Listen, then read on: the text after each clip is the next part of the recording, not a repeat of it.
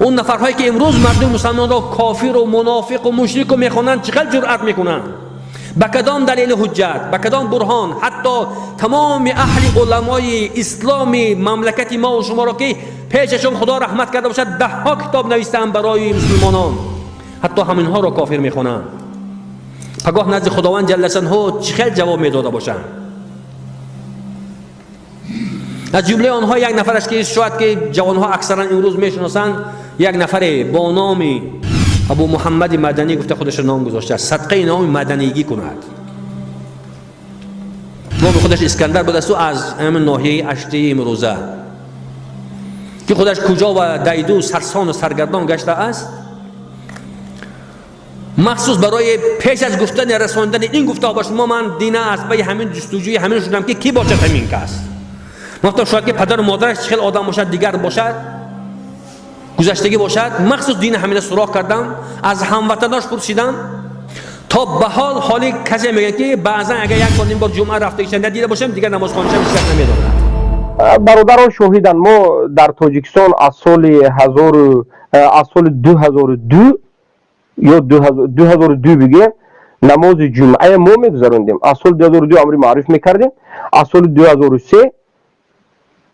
2003 کدام وقتی که من در تاجیکستان در کدام مسجد نماز جمعه نباشم، وقتی که ما میرفتیم امام به یک طرف میایستاد بسم الله گذارید میگفت، خطبه میکردیم، نماز جمعه امام شده میخوندیم. در یک دهنه، در همه دهه ها در کجای نباشد. و اینچنین نمازهای عید رو هم پیش از مدینه رفتم، پیش از به مدینه منوره رفتم و بعد از مدینه منوره رفتن هم وقتی که من به تاجیکستان رفتم یک چند نمازهای عید به همین چی راست آمد، به همین تابستان راست آمد. نماز عید رو من امام می شدم، من خطبه می کردم در تاجیکستان. خطبه توحیدی من 2014 سخت‌ترین خطبه توحیدی من درباره لا اله الا الله بود. شرک کفر میگفتیم. این نماز عید 2014 آخرین نماز عید بود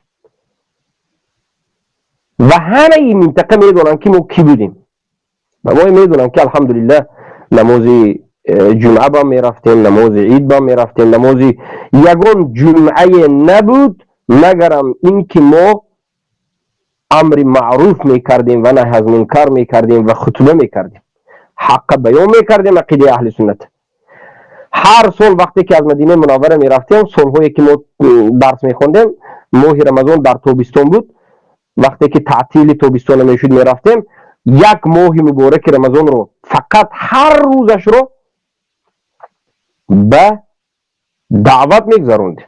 در درون نمازهای تراویح، پیش از نماز، بعد از نماز، بعد از نماز ظهر درس، بعد از نماز عصر درس، بعد از پیش از خفتن و غیره، کتاب های عقیده واسطیه و غیره و غیره. یک چند کتاب رو اینجا ما تمام کرده بودیم، عقیده واسطیه ابن تیمیه و غیره و غیره. و ما در مسئله تکفیر، در مسئله شیعه رو شیعه گفتن در ناحیه خود و غیره، در ولایت و در تمام تاجیکستان، حتی در دوشنبه در حافظه های همون بزرگی که این مله های طاغوتی اینها را مسلمان میگفتن، ما اونها را کیها مشرک میگفتیم، رافضه طرفدارهای مشرک میگفتیم. برادرها شاهدن، من عبدالرحمن هم شاهدم.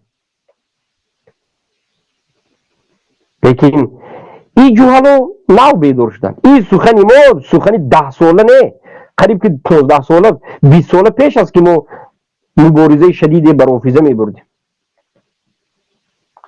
برای که خصوصا در سالهای از سال 2005 بالا در تاجیکستان خیلی رافضه منتشر شده بود، خیلی هم مبارزه شدید بر رافضه ها میبردیم.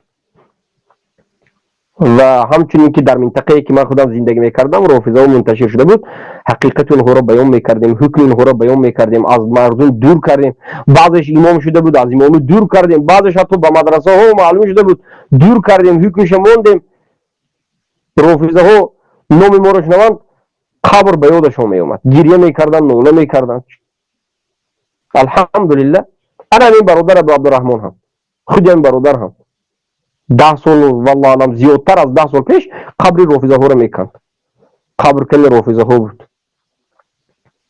الحمدلله خیر این جوهلا نشناسد عیب ما ما وظیفه دار نیستیم که شناس کردم مقصدی ما هم به خاطر الله بود و این چنین در مدینه منوره وقتی که از سال 2008 خوندیم تا سال 2015 همیشه وقتی که حاجی ها میرفت به عمره میرفت همه حاجی ها را همه حاجی های توجیک خدمت میکردیم دعوت میکردیم و حقیقت عقیده میرسوندیم رافضه ها را و گمراه ها را و غیر و غیر بیان میکردیم الحمدلله یک فضل الله بود به ما سبحانه و تعالی که به ما الله سبحانه و تعالی بود بفرمایید بیمونید گوش بکنید چی اهل عائلتون بترسانید برسانید به آنها را برای هدایت اول شما سبب شوید اول نزدیکترین خیش و اقربای خودتون اصلاح کنید تو کاسو برماده چی دیگه مردم بگاوسو که کنی کاسو بدین فرو چی دیگه کاس بگاوسای استودا کنی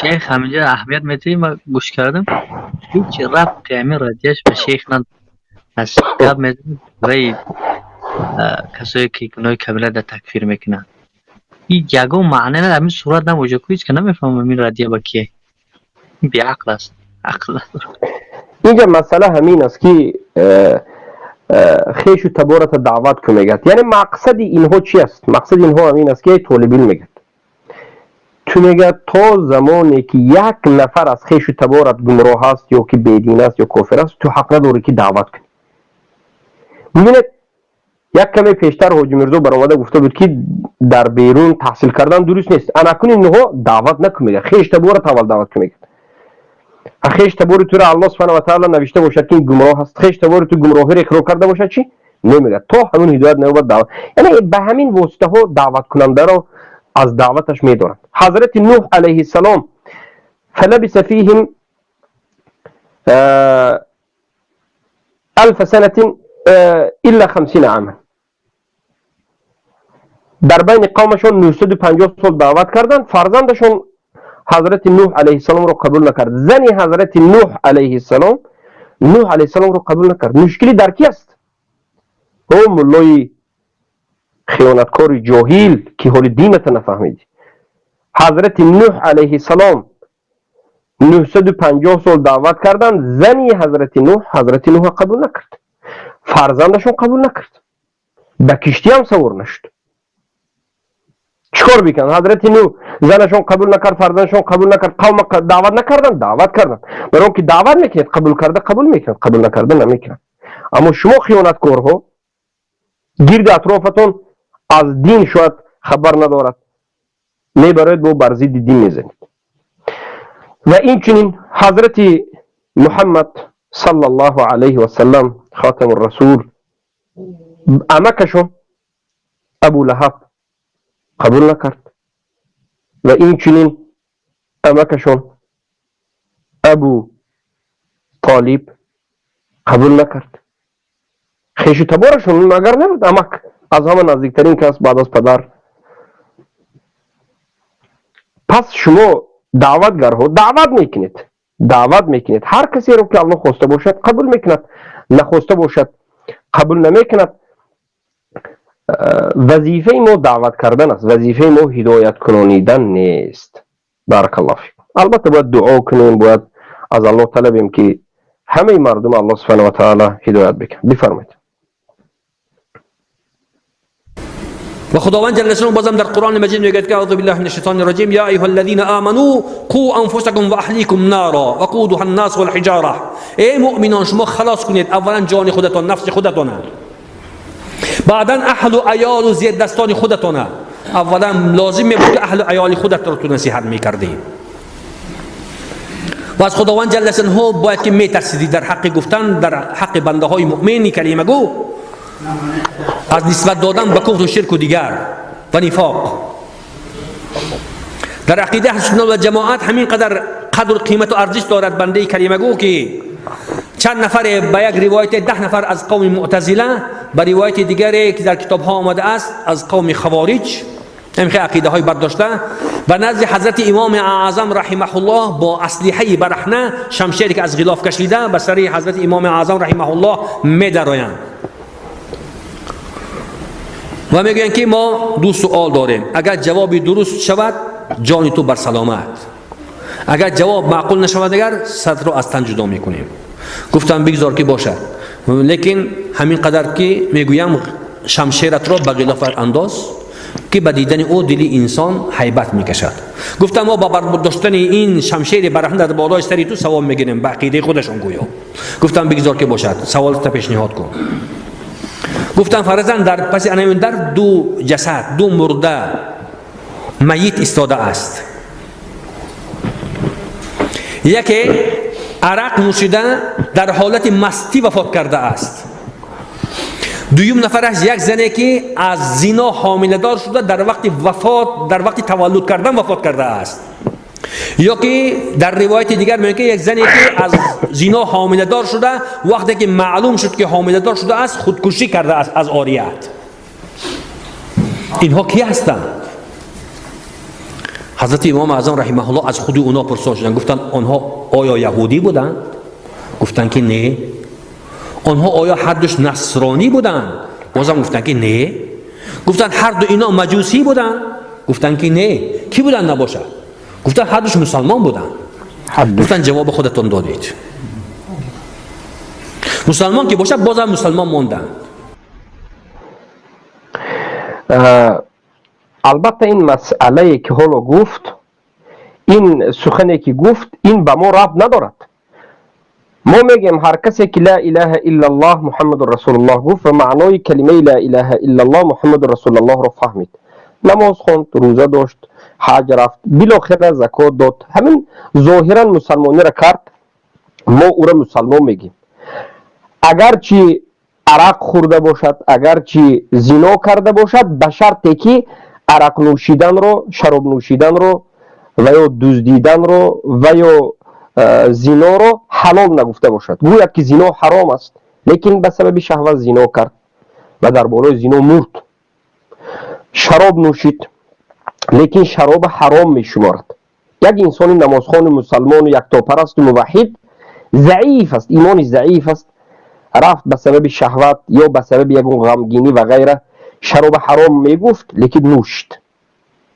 بله این آدم مسلمان است، لیکن خیلی هم گناه کبیره کرد و این آدم در زیر مشیت الله مستحق عذاب است و اگر الله خواهد می بخشد، در زیر مشیت الله است سبحانه و تعالی.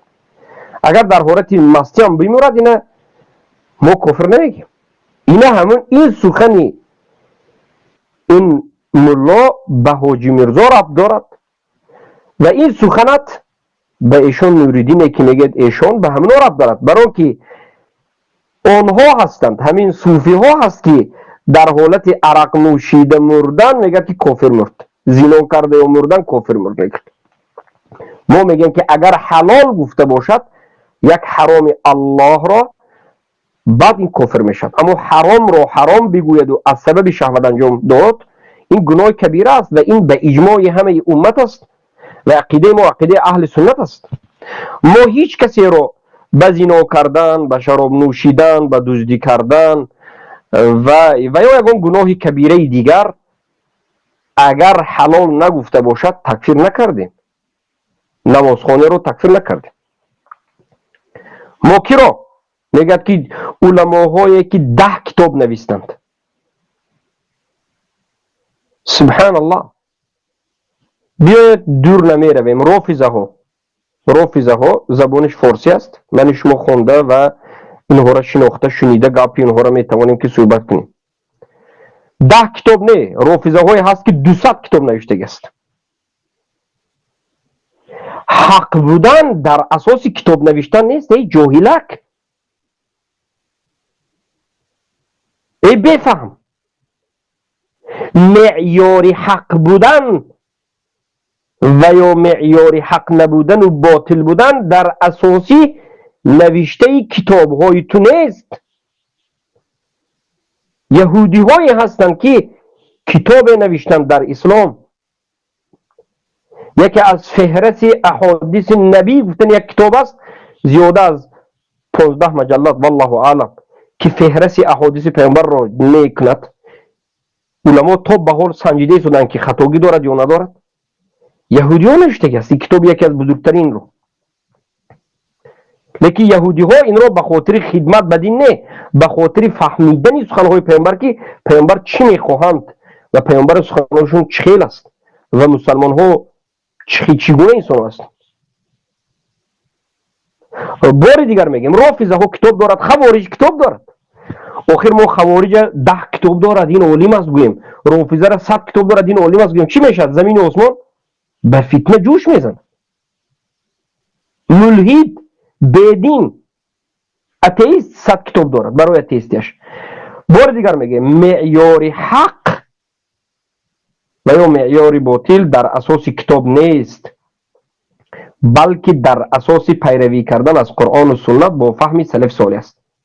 شاید یک آدم یک کتاب دارد 10 صفحه یا که اصلا کتاب ندارد لیکن سخنش حق است، این عالم است، این علامه است، زیرا که پیروی از قرآن و سنت با فهم سلف امت میکنه. سلف صالح گفتن لیس العلم بکثرت الروایه انما العلم باتباع الكتاب والسنه.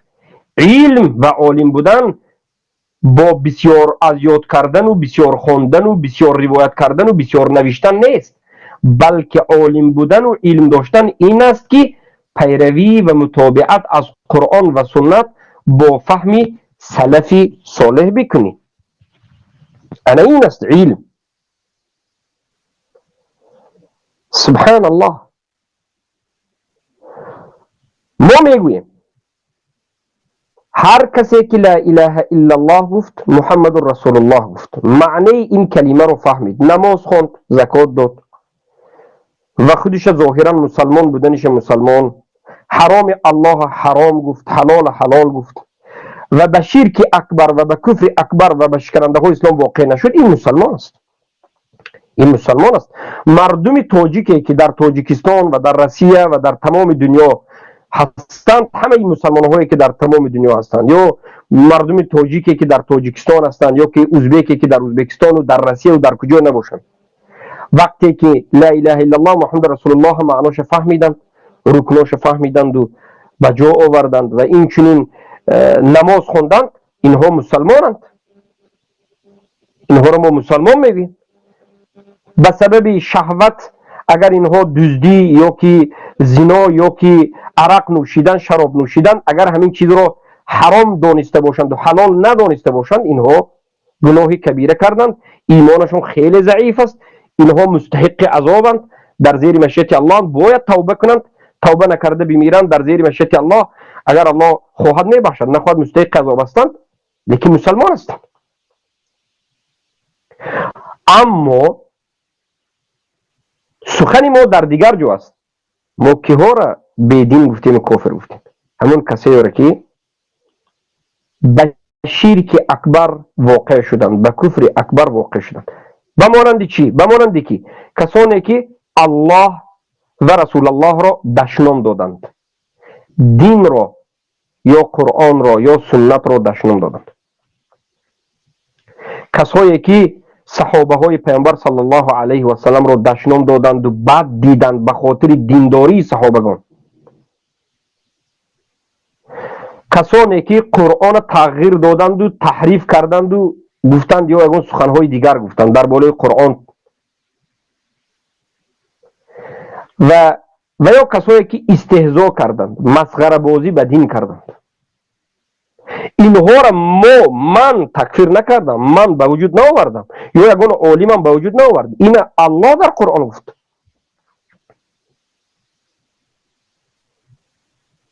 ولئن سألتهم ليقولون كنا نخوض ونلعب قل أبالله وآياته ورسوله كنتم تستهزئون. اگر بپرسی که چیکار کردید، میگن که بازی کردیم، شوخی کردیم، نفهمیدیم. الله میگه که آیا با الله و با رسولش و با دینش بازی و شوخی میکنید؟ قد کفرتم بعد ایمانکم لا تعتذروا، عذر نبیاورید، عذر ندارید، کافر شدید. الله میگه هر کسی که با الله فرزندی رو قائل شود، الله تکفیر کرد. لقد کفر الذين قالوا ان الله ثالث ثلاثه. به تحقیق کافر شدن کسایی که الله سگانه گفتند، به مانند یهود نصارا. و این چنین کسایی که بین خود و بین الله واسطه گرفت و رفت از غیر الله پرسید، الله تکفیر کرد. گفت الذين اتخذوا من دونه اولیاء ما نعبدهم الا ليقربونا الى الله زلفى ان الله يحكم بينهم فيما هم فيه يختلفون ان الله لا يهدي من هو كاذب كفار. الله تکفیر کرد کسی که دعا کرد غیر الله. الله در قرآن باز میگه ولا تدع من دون الله ما لا ينفعك ولا يضرك فإن فعلت فإنك إذا من الظالمين. دعا نکن، طلب نکن از غیر الله همون کسایی رو که به تو فایده و ضرر رسونده نمیتونند. اگر این کار کردی تو ظالمین هستی. همه مفسرین سلف میگن ظالمین ای مشرکین، تو از جمله مشرکین میشی. بگر کن یعنی قبر پرست ها را الله تکفیر کرد. ما هم به الله اطاعت کردیم، پیامبر تکفیر کردند، به پیامبر متابعت کردیم. صحابه ها به اجماع مشرکین مشرک گفتند، ما هم به صحابه پیروی کردیم، ما هیچ کاری نکردیم، نو نکردیم. شما هستید که جهلا دین رو نفهمیدید، ترک کردید. دین را فقط یک بازی و یک درآمدی تجارتی کسب شکم خود دانستید و به خاطر تجارت و به خاطر حیات و به خاطر کسب شکم خود دین فروختید، به خاطر دفاع یک طاغوت فروختید. ای وای بر شما، ای وای بر شما. مگر جنت رو فراموش کردید؟ مگر دیدار الله رو نمیخواهید که حق رو نمیگوید یا لا اقل ساکت نمی ایستید؟ ویل وای، همون یک جای جهنمی که هست این برای شما است. سبحان الله. الله سبحانه و تعالی تارک الصلات رو تکفیر کردیم. الله سبحانه و تعالی هر کسی رو که به حکم غیر الله حکم میکند و حکم الله بالکل ترک میکند کافر کرد، کافر گفتیم. ولا يشرك في حكمه احد ان الحكم الا لله امر الا تعبدوا الا اياه. مراجعه به محکمه طاغوتی الله سبحانه و تعالی در سوره این سوره 60 61 و 65 کفر اکبر گفتیم، کفر اکبر گفتیم. ما بجز همون شکننده های اسلامی که در قرآن آمده است و در سنت آمده است و اجماع صحابه است و ابو حنیفه، مالک، شافعی، احمد بن حنبل 4 مذهب این قبول دارند، ما بجز همین دیگر صحبت نگفتیم، ما نکردیم این چیزی رو.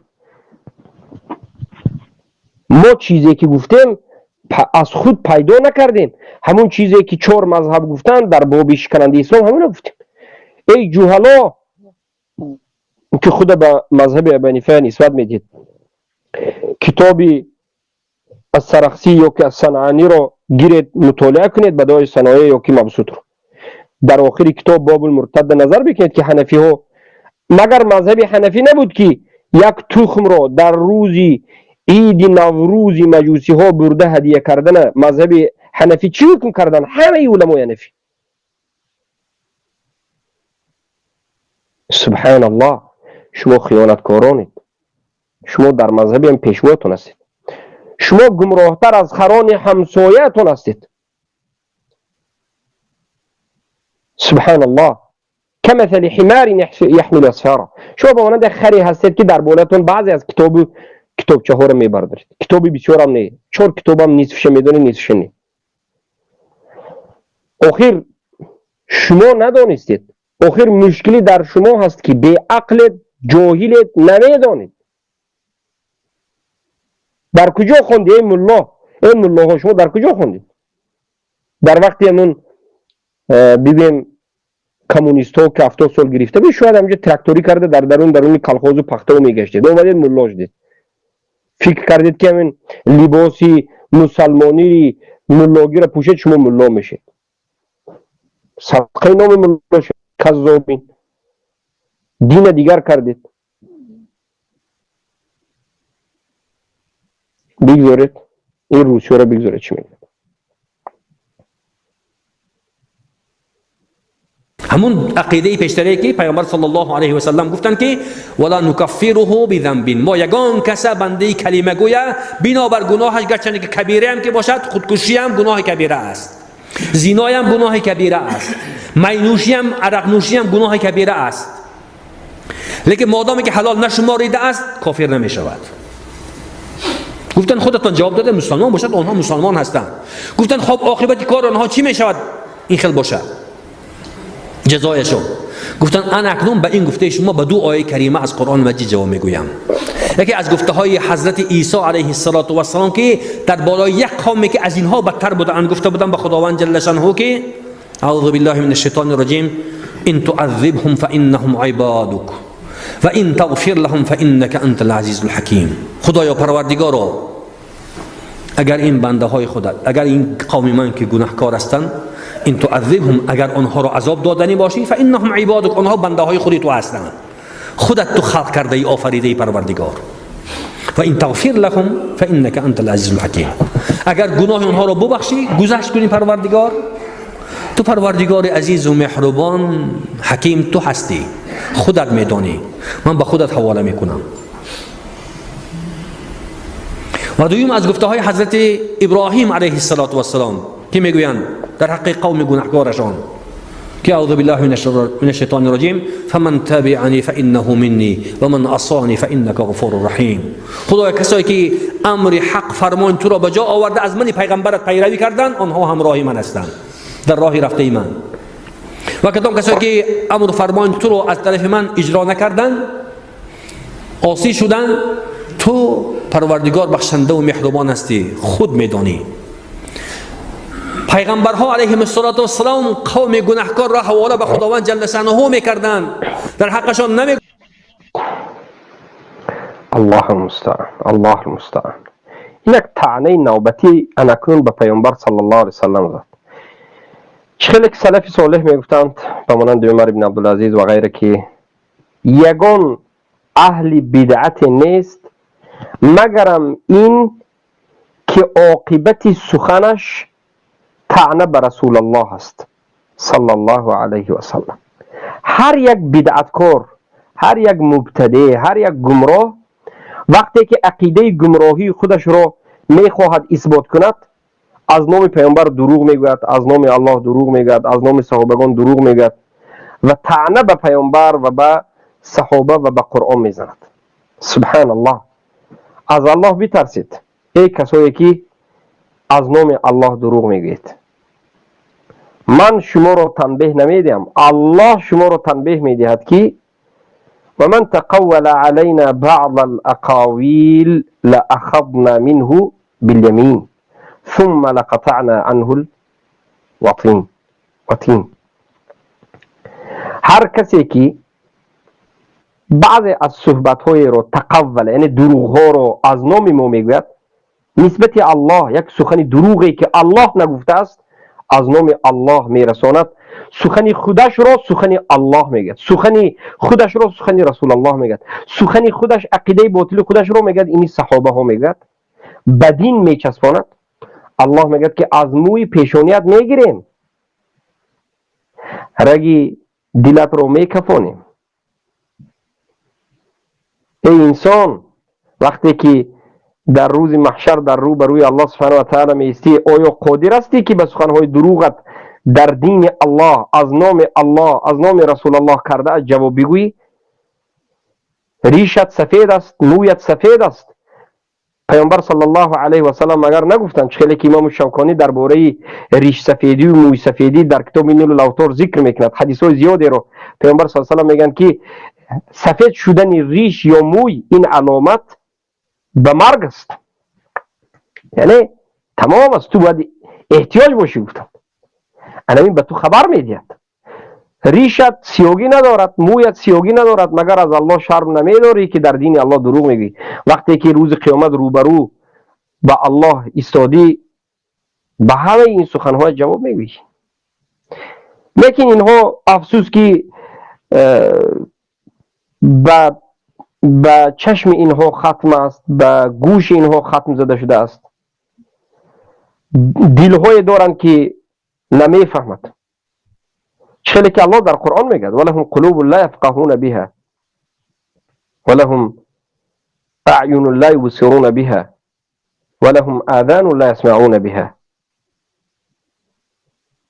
اینها دلهای دارند که نمیفهمد، چشمهای دارند که حق رو نمیبیند، گوشهای دارند که نمیشنند. اینها به مانند کی هستند؟ اینهم کل انعام، اینها به مانند حیوان ها چارپا هستند، بل هم اضل، بلکه اینها گمراهتر از حیوان ها هستند، زیرا که اینها خیانتکاران هستند، دروغگویان در دین الله هستند. ختم الله على قلوبهم وعلى سمعهم وعلى أبصارهم غشاوة ولهم عذاب عظیم. الله به قلبهای اینها ختم زده است و به گوشهای اینها ختم زده است و به چشمهای اینها ختم زده است و برای این چنین دروغگویان، فریبگران، دین فروشان و خائنان عذاب سخت است. سبحان الله. برای چی؟ برای که اینها میگن که ما مسلمانیم، ما حقیقت گو هستیم، ما را گوش کنید، دیگرها را ترک کنید، در حالتی که خودشان میدانند که اینها دروغ میگن، خودشان میدانند که اینها خیانتکار است. سوره بقره بعد از صفحه یکمی که الف لام است، صفحه دومش را که صفحه کامل است، یک مطالعه کنید، به تفسیرش بخونید، عیناً صفت همین منافقین را میبینید، علمای سوی خیانتکاران را. یخادعون الله والذین آمنوا وما یخدعون الا انفسهم. اینها فریب میدهند، یعنی خودشان فکر میکنند که فریب داده ایستند الله را، مسلمان ها را، مؤمنین را، اما حقیقت حال همچنین است که اینها بجز نفس های خود دیگر هیچ کس فریب نمیدهند، اینها خودشون فریب داده ایستند. سبحان الله. برای این صحبت‌هاش رو ببینید که همش ضربه به خودش است. از اولا این روایت‌هاش قصه‌اش ضعیف است، دروغ است. بعد از این بار دیگر میگم که این گناهی درباره گناه کبیره است، این به ما هیچ ربطی ندارد. این به خوارج‌های حقیقی ربط دارد که خوارج‌های حقیقی را اینها نمیشناسند، برای اینکه اینها جهمی هستند. جهمی ها اهل سنت در همون زمان سلف هم خوارج میگفت، این روز هم خوارج میگه. الله المستعان. بیزارید برادر. جهنمی دوزخی گفتن و جرأت نمیکردند. این موزه اینا کی هستند که به خاک پای یگان نفری آنها نمیارزد؟ میگوید بنده های مؤمن مسلمان را تو کافر و تو مشرک و تو دیگر. باید که از خدا بترسی. بله بداره نمیگه. باز کدام کسایی این میگد که رسول الله تکفیر نکردند، کذابی. و این یک دروغگویی دیگر در دین است، بلکه الله به پیامبر صلی الله علیه و سلم قرآن را فرستاد و خود الله در قرآن تکفیر کرد. چگونه میشد که پیامبر تکفیر نکند؟ یعنی ای گمراه، تو دعوا داری که پیامبر به قرآن عمل نکردند؟ قل یا ایها الکافرون به کی بود؟ مگر همه مشرکان خودشون ملت ابراهیم گرفته، حج کرده، نکاح کرده، ختنه کرده، طلاق داشتند و غیره و غیره، مگر خودشون در دین ابراهیم نمی گرفتند؟ فقط شرکشون در الوهیت در واسطه گرفتند، بین خود و بین الله نبود. خودشون مسلمان می گفتند، خودشون مشرک نمی گفتند. پیامبر اومدند و اونها رو مشرک گفتند. مگر پیامبر صلی الله علیه و سلم مرتد شده ها رو مرتد نگفتند؟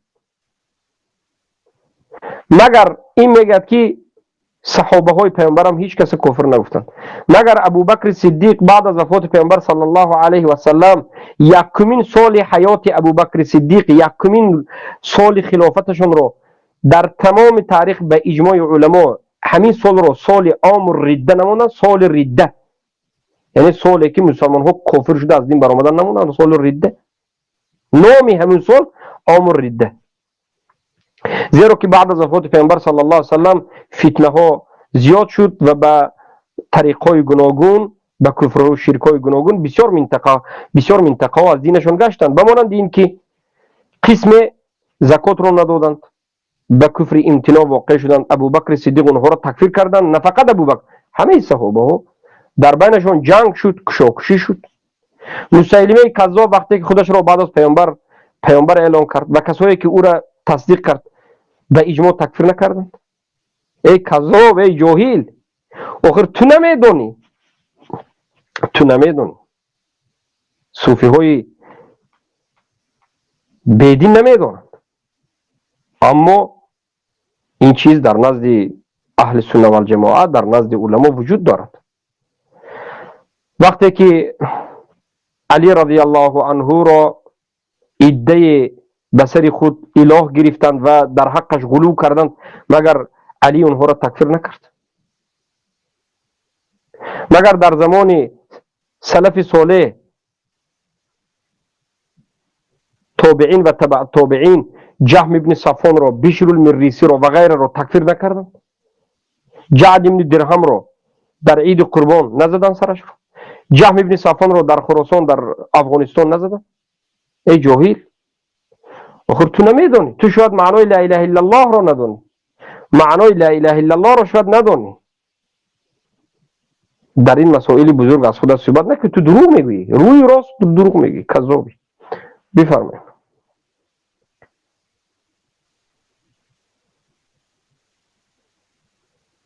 های همون نسبت دهی های همونا لایک میموند، کامنتاری می نویسد، آفرین بعضی دیگرش ماشاءالله سبحان الله یا دیگر نعوذ بالله، در گناه همون هر یک همون امضا کردگی های همش شریک است.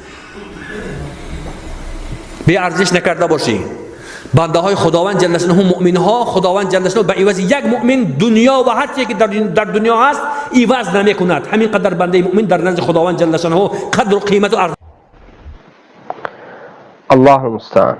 بله، انسان مؤمن، انسان موحد در نزد الله سبحانه و تعالی خیلی قدر و منزلت بزرگ دارد و آبروی مسلمان به مسلمان دیگر این حرام است، پول مالش حرام است و یک مسلمان را تکفیر کردن حرام است. یک مسلمانی که کفر اکبر نکرد، شرک اکبر نکرد، نماز میخواند، خودش مسلمان میگه، حالا که تو ندیدی او را شرک و کفرش تکفیر کردن حرام است. اما در مسئله لایک ماندن و کامنتار نوشتن هم اگر در زیر یک گناه، در زیر گناه این کار را کردی، بله در گناه شریک هستی، اما در زیر حق، در زیر سخن حق وقتی که کردی اجر میگیری، اجر میگیری. و چگونه میبینید که اهل بدعت از همین کامنتاری ها هم دلشون میسوخت است. باور بکنید شخصا من کامنتاری ها را مطالعه نمیکنم، لیکن اینها اهل بدعت کامنتاری ها که در زیر بعضی از صحبت های ما است مطالعه کرده گریه میکرده است که اینا ماشاءالله گفت، اینا تبارک الله گفت. اینها نمیداند که عزت در دست الله است. ای ملاچه ها، ای گمراهک ها، ای بازیچه های دست طاغوت، وای بر شما که شما دین خود را نشناختید. الله رب العزت والجلال سبحانه و تعالی را نشناختید. عزت در دست الله است. الله میگوید ولله العزت ولرسوله وللمؤمنین ولكن المنافقین لا يعلمون. عزت همش از آن الله است، از آن رسول الله است و از آن مؤمنین است، اما منافقان میدانند. عزتمند الله است، عزتمند رسول الله است، عزتمند با عزت این مؤمنین و موحدین هستند، اما منافقین نمیدانند، میخواهند که عزت مسلمان ها را به این و آن پوشانند، لیکن نفهمیدند که عزت همیشه از جانب الله، ولله العزت جمیعا، همه عزت از آن الله است. یؤتی العزت من یشاء، یا که بگم یعز من یشاء و یذل من یشاء. هر کسی را خواهد عزیز میکند و هر کسی خواهد ذلیل میکند. الله سبحانه و تعالی ما را اهل سنت و الجماعه، اهل التوحید را عزتمند کرد با اسلام، با ایمان، با توحید، با یکتاپرستی، با حق، با چنگ زدن به قرآن و سنت، با فهم سلف این امت. و شما را خوار و ذلیل کرد الله سبحانه و تعالی به سبب خیانتی که کردید، به سبب جهلی که در دین دارید، به سبب نآموختن و نفهمیدن، به سبب دروغ گفتن و به سبب فروختن. جاهل مرکب لیکن شرم نداشته در دین الله صحبت کردید، به سبب این گمراه شدید و الله گمراهتون کرد. توبه کنید، به سوی الله باز آیید. الله المستعان. حالا به یادم آمد کمی پیشتر گفته بود که پیامبر هیچ کسی را به گناه تکفیر نکردند. ذنب گفته در نزد علمای سلف گناه گفته گناهی میده چوده یا که گناهی کبیره رو گناه میگن، اما شرک اکبر کفر اکبر رو شرک و کفر میگن، شرک اکبر و کفر اکبر میگن. بله به گناه یا گناهی کبیره یا گناه های میده تکفیر کردن این منهج خوارج است، اما به شرک و کفر اکبر تکفیر کردن این منهج پیامبر است، منهج قرآن و سنت است. هر کسی که این کار میکند این یک گمراه و کافر است. بارک الله فیکم. بفرمایید.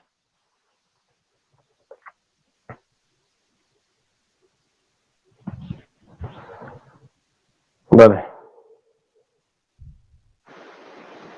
همین گفتنی هستم که باید که اول گوینده های کلمه اول گریبان خودت را یک بار بوی کرده باشی که تو کی هستی.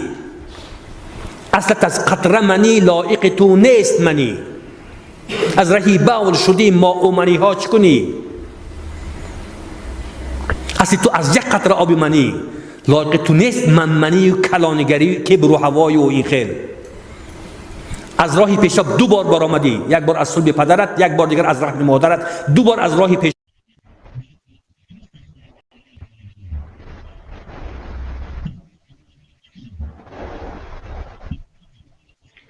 دارن برادر این سخن این بیتی که خوند بالاخره منهج صوفی و امین است. ما قرآن میگیم قال الله قال الرسول و قال الصحابه، اینها شعر منی تکنی نکنی شعر خونی، شعر میری در لبی همون سیردریا میخونی، لبی سیردریا میری انا همون یک سلچه پلید بگرفته جو شعر میخونی، شعر به کیست بیمون به جناب اولیت قطع شده شعرت میخونی. ما به شعر توف کرده اولا. ثانیا این شعر شعری که معناش از سبحان الله انا همین طرفداران یا که جلوه کنندگانی از خداوند جل شانه برای که میگه که وقتی نزدیک شده است، وقتی جمعه رسیده آمده است، دعا میکنیم که خداوند جل شانه الها توفیق رفیق که شما گرداند در راه شرع شریف همین ما رو ثابت قدم میگرداند.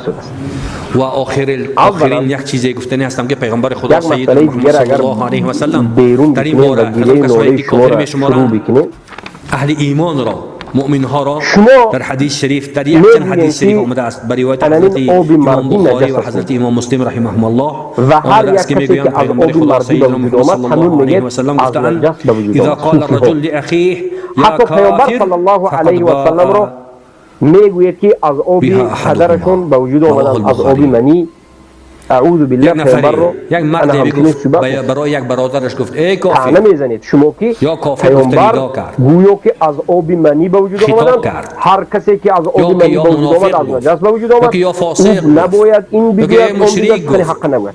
و عیناً همین طعنه شما رو ابو جهل ابو لهب به پیغمبر میگه برمیگردد یکی از اگر آدمی گفته شده و کسی که اشاره کرد اگر از اهل همون کفر دیگر شرک و دیگر نفاق باشد به همون میرود.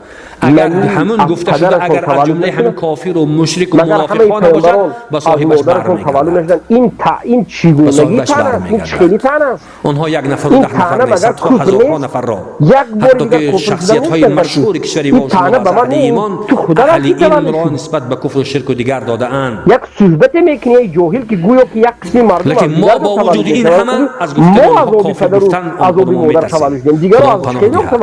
از خداوند همین قدر تمنا داریم که خداوند الهی برای حق هدایت وقتی که به ما رب میزنن میگن گمراهی ذات خودش را به خودش خدا نشان دهد. یک آبیزن پیدا اهل ایمان خداوند نگو خودش از این خیر جرم و نسیان و گناه ها در حفظ و امان خودش نگه دارد. آخر دعوانا ان الحمد لله رب العالمین و صلی الله تعالی و سلم علی خیر خلق سیدنا و نبینا محمد و اصحابه اجمعین و الحمد لله رب العالمین. السلام علیکم و رحمت الله. من اگر پیامبر به شما مثال آورم که پیامبر از کجا تولد شد، یک بار پیامبر تحقیر میکنید، لیکن سوال زور برای شما همین است که نغزش جناب عالی شما از کجا تولد شد بگویم. یک بار مسئله را یک بار فکر کرده یک فقه دیگر میبرین، مذهب بنیفر رد میکنید. این طعنه شما اگر بگویید که هر کسی که از آب منی تولد شد از مرد و از زن این یک آدمی پست است، بدبخت است آدمی نجس است و گمراه است. اگر شما مقصد شما جاهلکو همین باشد، شما این هزارها پیامبران الله فرستاده رو طعنه زده شدید. این سخن شما کفر است، به همین بو کفر میشید. محمد صلی الله علیه و سلم پیش از پیامبرمون عیسی، پیش از اونها موسی و غیره، ابراهیم ابوالانبیا و نوح و تا آدم، همه از آب، از همون آب مردی و آب زنی به وجود آمدند. و این آب مردی رو همه علمای سلف صالح میگن که همین منی نجس نیست. لیکن شما در مذهب حنفی هم یک قسم علمای حنفی نجس نیست میگن، لیکن شما نجس میگی.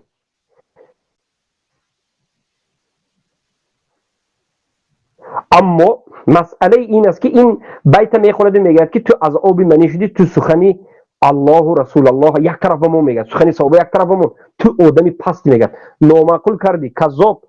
پیامبر گفتن که تا روز قیامت هر کسی که حق می آموزد، از قرآن و سنت با خبر می شود با فهم سلفی صالح، این میراثخوی پیامبر است. العلماء ورثة الانبیاء گفتند، علما میراثخوی پیامبران هستند. ما انا من علمایی که پیامبر گفتند ما هستیم ان شاء الله. ما طالب علمان اهل سنت و الجماعت هستیم که ده ها سال در این راه برآمدیم و طلب علم کردیم در نزد علمای بزرگ اهل سنت و الجماعت و از مصدر علم آموختیم و انمین ما میرسونیم. شما کی هستین؟ شما خائنها، جهلا، استاد شما کی است؟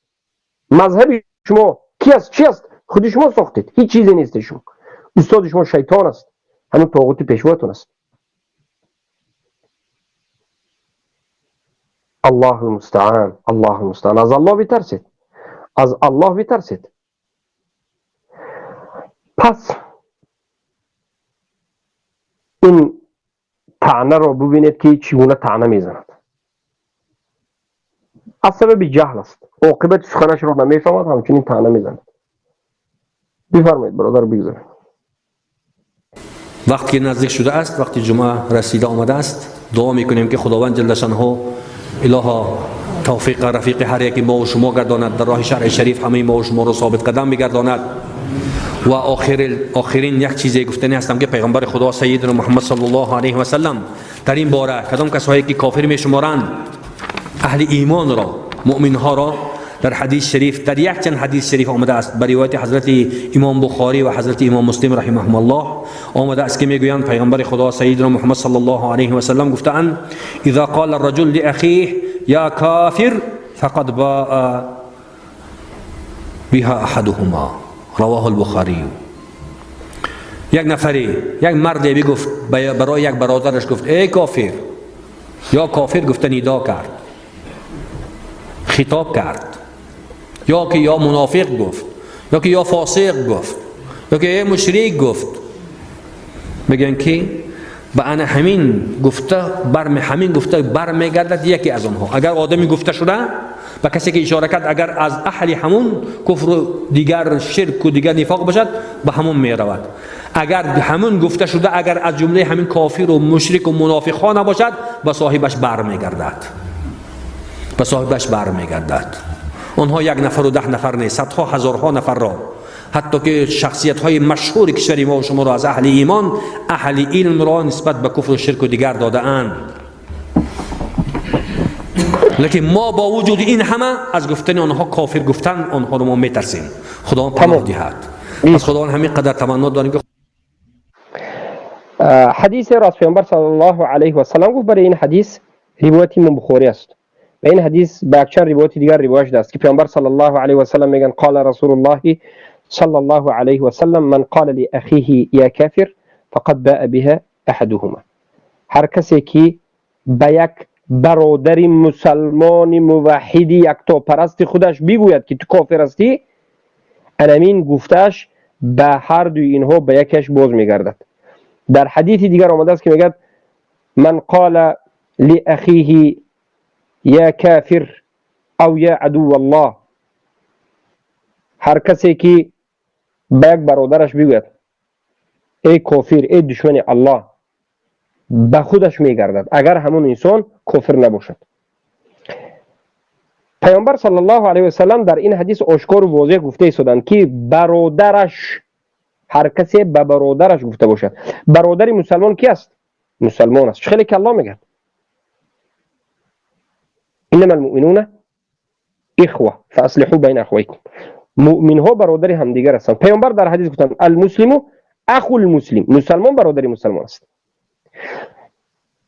برای همین پیامبر صلی الله علیه و سلم وقتی گفتند که من قال لاخیه، هر وقتی که یک کسی به برادرش، مقصد پیامبر، مراد پیامبر چی است در اینجا؟ همه علمای محدثین میگن و همین حدیث رو عینی، بدرالدین عینی حنفی شرح کتاب صحیح بخاری رو وقتی که می نویسد شرح میداد که اخی لاخیه یعنی برادرش، این مسلمان رو، اهل قبله رو، یعنی یک نفری که نماز میخواند، روزه میدارد، لا اله الا الله محمد رسول الله رو گفته و معناش رو فهمیده و شرک اکبر و کفر اکبر رو انجام نمیدهد، شرک اکبر کفر اکبر ندارد، شکننده اسلام ندارد، انا همچنین انسان رو کسی که اهل قبله رو تکفیر کند، این تکفیر کردهش به خودش باز میگردد.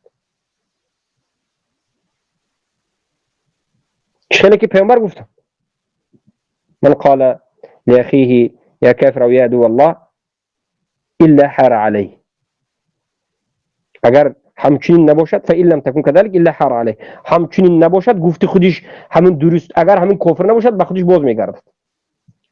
و در زیر این حدیث تفسیرهای علما خیلی زیاد است، لیکن این جاهل ها حدیث از کجا میدونن، تفسیر از کجا میدونن، اینها هم به خاطر دفاع طاغوتشون.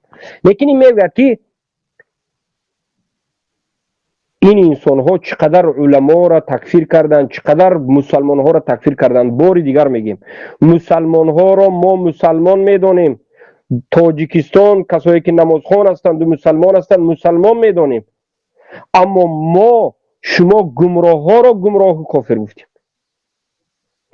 جناب عالی که شما پیشوا گفتید، پدر گفتید، جناب گفتید، امام گفتید، انا این صدها دروازه کفر و شرک اکبر رو که داخل شد، ما این مسلمان نمیگیم، این برای شما مسلمان است